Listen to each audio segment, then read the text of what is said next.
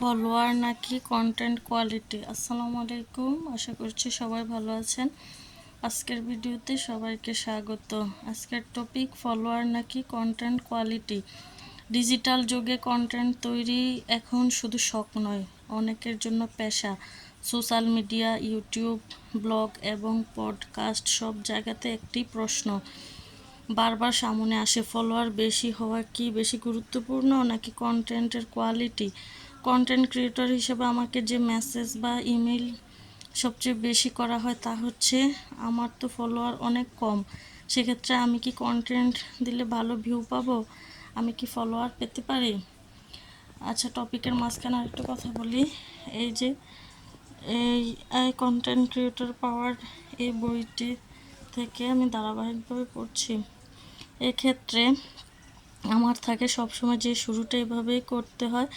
কারোরই প্রথম থেকে অনেক বেশি ফলোয়ার থাকে না, সবারই ফলোয়ার 1 থেকে 2 জন দিয়েই শুরু হয়, সাথে সাথে আপনার ফলোয়ারও বাড়তে থাকবে। অনেকে মনে করে বেশি ফলোয়ার মানে সফলতা, কারণ বড় ফলোয়ার বেশ থাকলে লাইক, শেয়ার অতি ভিউ দ্রুত বাড়ে ব্র্যান্ডের চোখে, তখন কন্টেন্ট ক্রিয়েটর মূল্য বেড়ে যায়।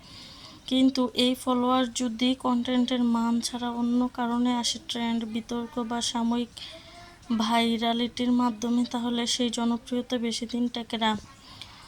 অন্যদিকে কন্টেন্ট কোয়ালিটি হলো দীর্ঘমেয়াদী ভিত্তি। ভালো কন্টেন্ট মানুষের সমস্যার সমাধান করে, কিছু শেখায় বা অন্তত মানসম্মত বিনোদন দেয়। কোয়ালিটি কন্টেন্ট ধীরে ধীরে বিশ্বাস তৈরি করে।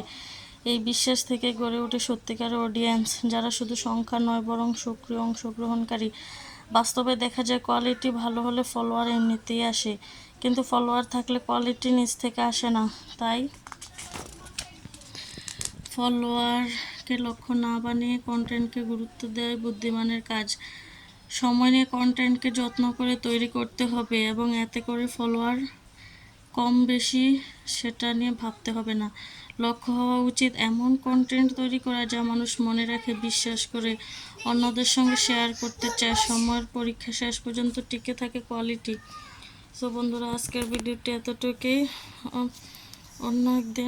অন্য দিনের টপিক হবে মোবাইলে প্রফেশনাল কাজ সম্ভব কেন। আল্লাহ হাফিজ, আসসালামু আলাইকুম।